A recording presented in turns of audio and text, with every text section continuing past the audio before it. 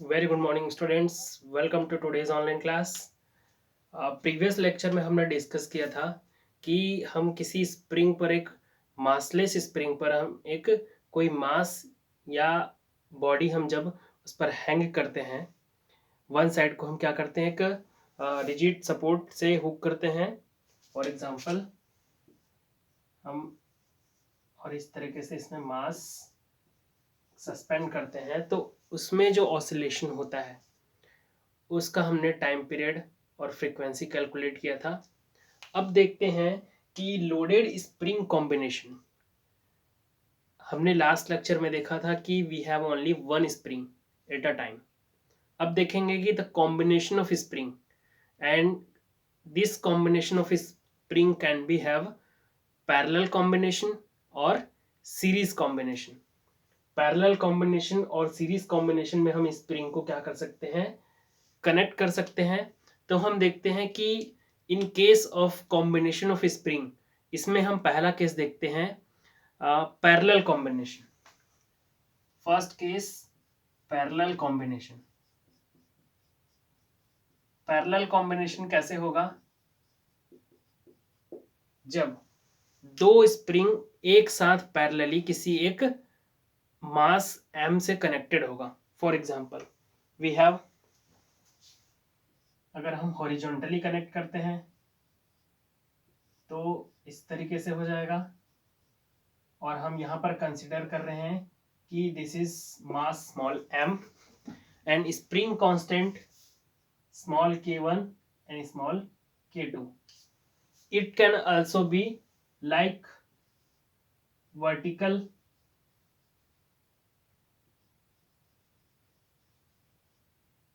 like this is small m, k1 and k2। दोनों ही case में oscillation होता है, जैसे कि हमने लास्ट लेक्चर में हमने देखा था कि हॉरिजॉन्टली या वर्टिकली सस्पेंड करने पर भी ऑसिलेशन होता है, एसएचएम होता है without any effect of gravity. तो हम देखेंगे कि इन दोनों केस में पैरेलल कॉम्बिनेशन ऑफ स्प्रिंग में इसका जो टाइम पीरियड होता है, फ्रीक्वेंसी होता है, वो हम कैसे कैलकुलेट करते हैं। तो इन केस ऑफ पैरेलल कॉम्बिनेशन, यहाँ पर अगर हम थोड़ा सा एक्स डिस्टेंस इसको नीचे करते हैं या थोड़ा सा हम इसको एक्स डिस्टेंस यहाँ से फ्लक्चुएट करके छोड़ते हैं तो ये क्या करेगा, एसएचएम करेगा। अगर हम इसको भी करेंगे, डिस्टेंस एक्स तक हम यहाँ से थोड़ा सा मूव करेंगे, उसके बाद यहाँ से हम छोड़ेंगे तो क्या होगा, ऑसिलेशन करेगा अपने मीन पोजीशन के आइदर साइड में। इसमें भी वही होगा, लेकिन जब हम एक्स डिस्टेंस ऐसे मूव करेंगे तो स्प्रिंग भी, दोनों spring having k1 and k2 force constant, दोनों स्प्रिंग का लेंथ क्या होगा, एक्स डिस्टेंस इंक्रीज होगा। और जब एक साथ ऑसिलेट करके मीन पोजीशन की तरफ जाएंगे और उससे और आइदर साइड जाएंगे तो स्प्रिंग कंप्रेस होगा। तो दोनों स्प्रिंग सेम डिस्टेंस में या स्प्रिंग का सेम डिस्प्लेसमेंट होगा, मास का सेम डिस्प्लेसमेंट होगा दोनों स्प्रिंग के लिए। तो यहां से क्या हो जाएगा, फोर्स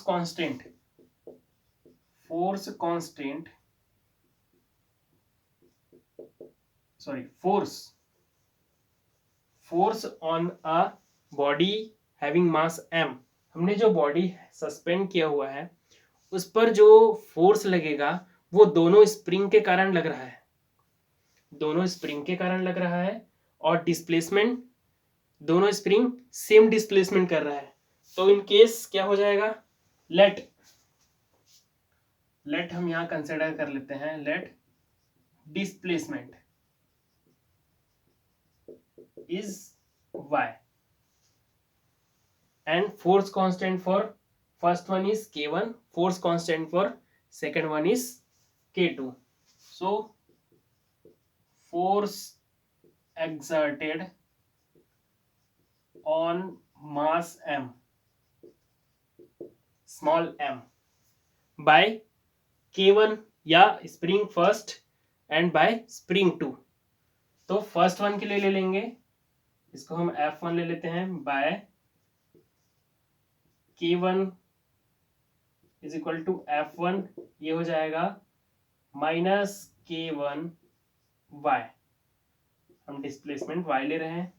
सिमिलर केस में by K2 spring F2 is equal to minus K2y। अब यहां पर हम देखेंगे कि दोनों स्प्रिंग के द्वारा ही उस पर क्या लग रहा है, फोर्स लग रहा है।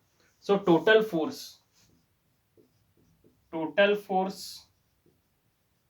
F is equal to F1 plus F2, दोनों फोर्स लग रहा है। F is equal to total restoring force, या इसको हम रिस्टोरिंग फोर्स ही लिखते हैं, total restoring force F is equal to F1 plus F2. F1 we are having minus K1 y and F2 minus K2 y। यहाँ से हमको मिल जाएगा माइनस K1 प्लस K2, हमने माइनस को कॉमन निकाल दिया बाहर, K2 y। Let the total force या total restoring force will be F, जैसे कि हमने यहाँ कैलकुलेट किया है। तो अगर हम इन दोनों कॉम्बिनेशन ऑफ स्प्रिंग को हम एक स्प्रिंग कंसिडर कर लेते हैं और मान लेते हैं कि वो स्प्रिंग का जो फोर्स कांस्टेंट है वो Kp है। Let force constant be Kp। तो यहाँ पर जो फोर्स लगेगा, रिजल्टेंट फोर्स लग रहा है, वो हो जाएगा माइनस KPy, और इसको हम इक्वेशन नंबर 1 दे देते हैं, इसको इक्वेशन नंबर 2। तो फ्रॉम इक्वेशन नंबर 1 एंड 2, यहाँ से हम दोनों से हम लेंगे तो यहाँ से मिलेगा हमको KPy minus KPy is equal to minus, या हम माइनस माइनस को हटा देते हैं, K1 प्लस K2y, या Kp is equal to K1 plus K2। This is the resultant force constant of combination of spring connected in parallel. जब parallel combination करेंगे तो स्प्रिंग का कांस्टेंट हमको क्या मिलेगा, like this, Kp is equal to K1 plus K2। अगर यहाँ पर हमने दो स्प्रिंग को कनेक्ट किया था तो K1 प्लस K2 आया। तीन स्प्रिंग को कनेक्ट करेंगे तो K1 plus K2 plus K3।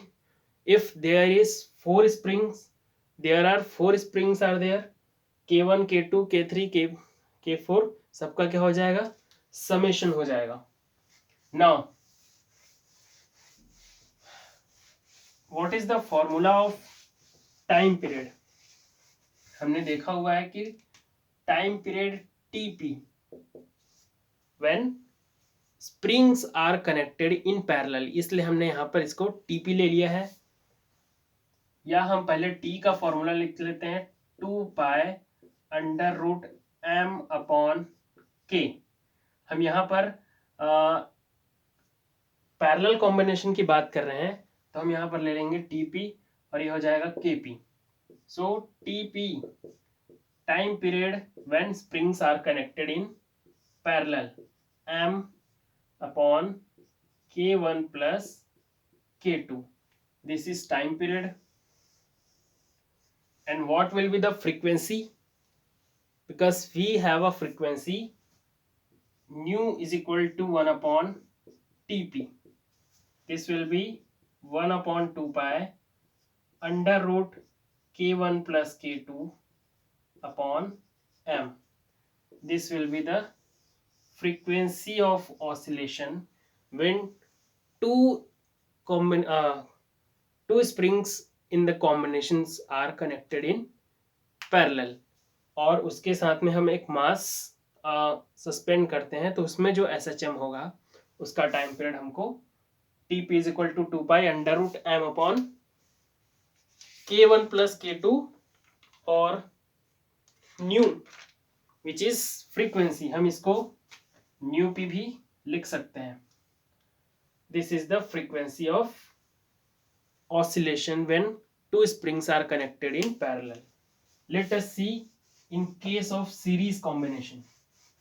This is the parallel combination. Now let us see series combination. Series combination. So in case of series combination कैसे होगा? हम जब हॉरिजॉन्टल केस में देखेंगे तो ये स्प्रिंग हो गया, having spring constant small k1, another spring इसके साथ सीरीज में कनेक्ट है, दिस इज स्मॉल k2, और इसके साथ में एक मास स्मॉल m कनेक्टेड है.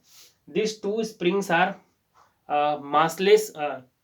These two springs are massless springs having force constant k1 and k2. एक साइड से हमने इसको फिक्स्ड वॉल से अटैच किया हुआ है, and another side is connected with mass having mass is equal to small m. अब ये तो हॉरिजॉन्टल केस हो गया.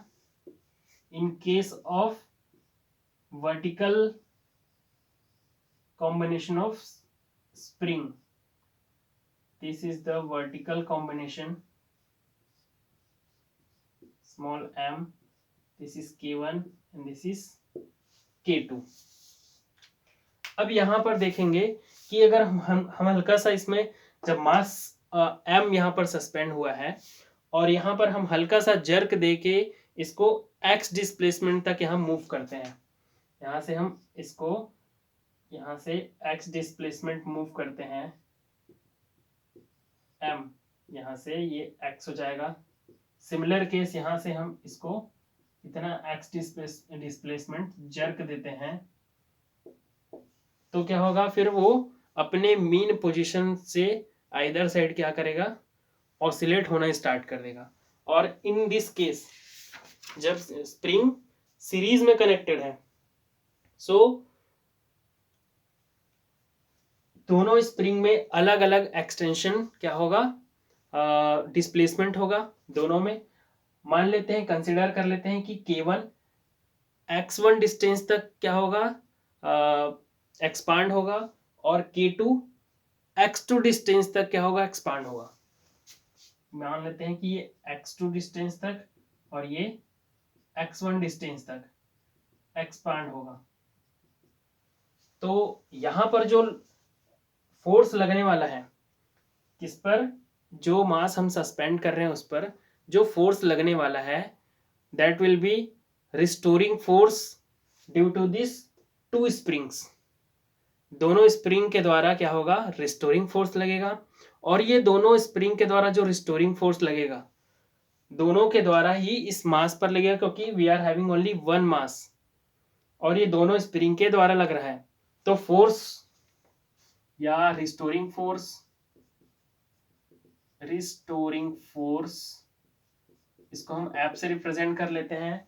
If x1 and x2 are displacement of springs having force constant k1 and k2. k1 वाले spring में x1 displacement हो रहा है, k2 फोर्स कांस्टेंट वाले स्प्रिंग में x2 डिस्प्लेसमेंट हो रहा है. तो फोर्स कांस्टेंट या restoring force is equal to क्या हो जाएगा, k1 x1 minus k1 x1 and also is equal to minus k2 x2.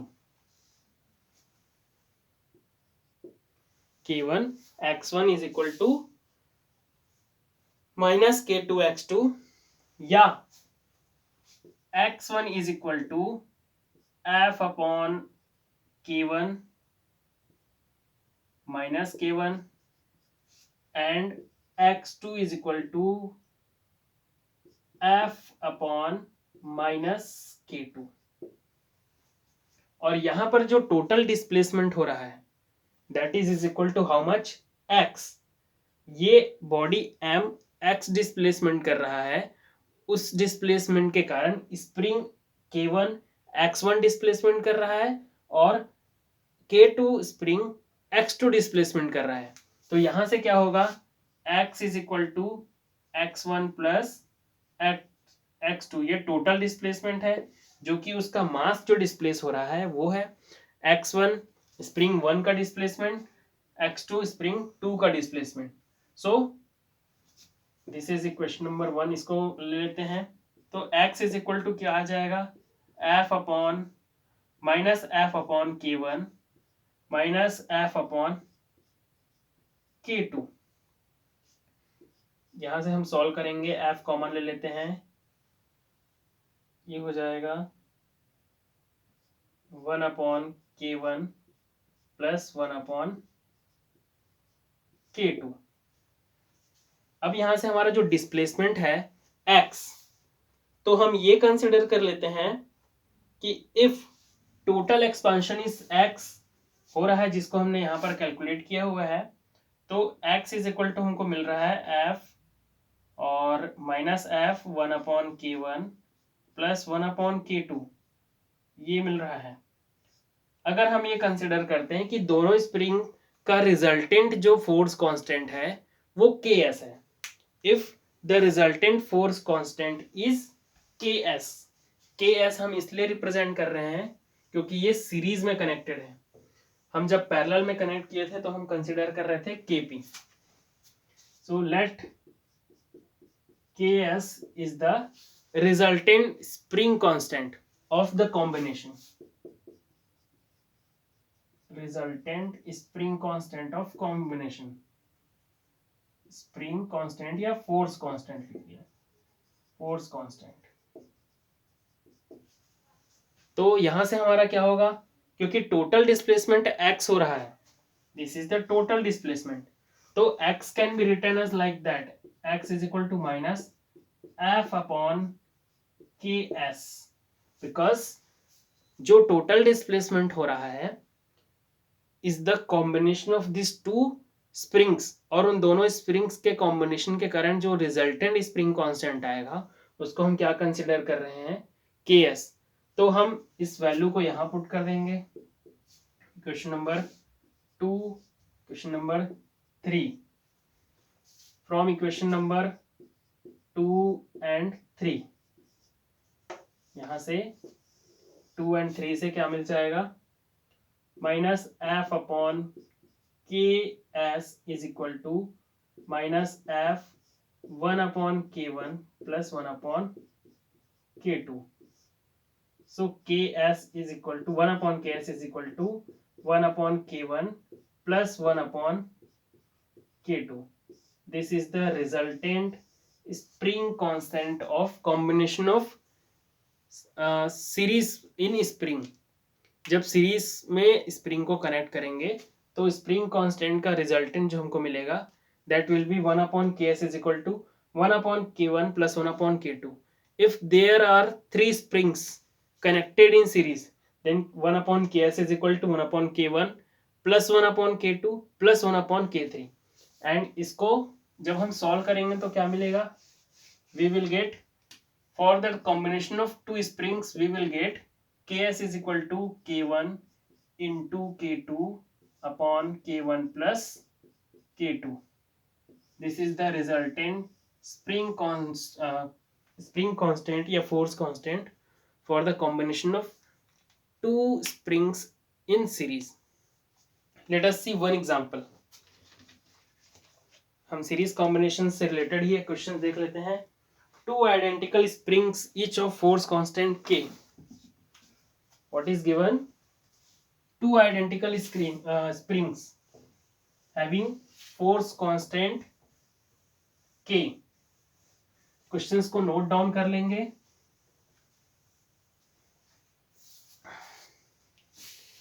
Two identical springs, question is two identical springs having spring constant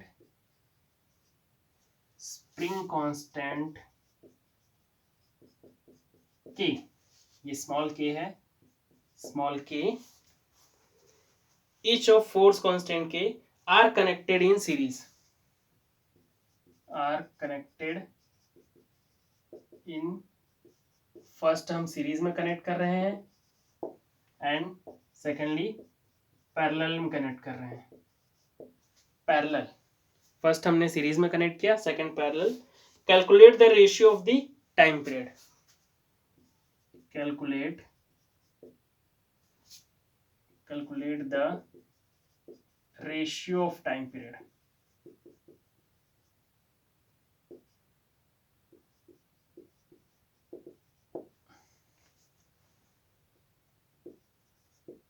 means हमको क्या find out करना है, TS/TP. ये हमको find out करना है. क्वेश्चन में दिया है कि दो स्प्रिंग है, पहले हम उसको सीरीज में कनेक्ट करेंगे, उसके बाद पैरेलल में कनेक्ट करेंगे. तो अगर हम पहले सीरीज में कनेक्ट कर देते हैं तो ये कॉम्बिनेशन कैसे हो जाएगा, लाइक दैट. और इसमें ये बोला गया है कि this is same. In case of parallel combination ये ऐसे हो जाएगा, K एंड K. दोनों का जो टाइम पीरियड होगा उसका हमको रेशियो फाइंड आउट करना है. बहुत सिंपल है. सीरीज कॉम्बिनेशन में TS हमने जस्ट अभी कैलकुलेट किया है कि अगर दो spring having same spring constant K, तो स्प्रिंग कांस्टेंट के लिए ले लेते हैं कि KS इज इक्वल टू होता है 1/KS is equal to 1/K1 plus 1/K2. लेकिन यहाँ कंसिडरेशन दिया है कि बोथ आर इक्वल, तो ये हो जाएगा हमारा KS इज इक्वल टू 2 या K इंटू K/2K या K प्लस K. फॉर्मूला में वैसे पुट कर रहे हैं, तो ये हो जाएगा KS is equal to K/2 spring constant for spring connected in series. For parallel KP is equal to K1 plus K2. दोनों इक्वल हैं तो K प्लस K हो जाएगा, दिस इज 2K. दोनों के लिए टाइम पीरियड हो जाएगा TS is equal to 2π√M/KS. तो KS की जगह हम वैल्यू पुट कर देते हैं K/2 और TP 2π√M/KP. KP is K1 plus K2. इन दोनों का रेशियो निकालना है, TS/TP. क्या हो जाएगा, TS/TP 2π√M/K/2. ये हो जाएगा 2π√M/K2K. ये हो जाएगा. दोनों को सॉल्व करेंगे, TS/TP 2π cancel out, √M cancel out दोनों केस में. यहाँ बचेगा 1/K/2, तो ये हो जाएगा 1/K, और ये 2 को हम ऊपर ले जा रहे हैं तो ये 2 ऊपर चला जाएगा, और यहाँ पर 1/2K, तो 1 इंटू 1/2K ये हो जाएगा. K cancel out, TS/TP is equal to 2 into 2 under root में है दोनों, ये हो जाएगा 4. ये हो जाएगा 4/1, तो ये हो जाएगा ओनली 2, क्योंकि √4 इज इक्वल टू 2. तो 2:1. Calculate the ratio of time period. तो टाइम पीरियड का रेशियो क्या होगा, 2:1 होगा. So this is the one kind of numerical problem. There is number of different types of numerical problems in case of this spring combinations.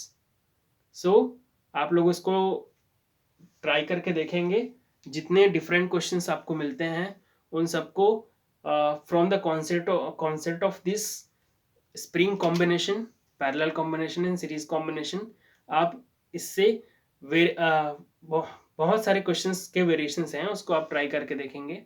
So this is one kind of numerical problem. इससे और numerical problem related numerical problems हैं, उसको हम जब आगे देखेंगे तब discuss करेंगे. So that's all for today's online class. Thank you one and all.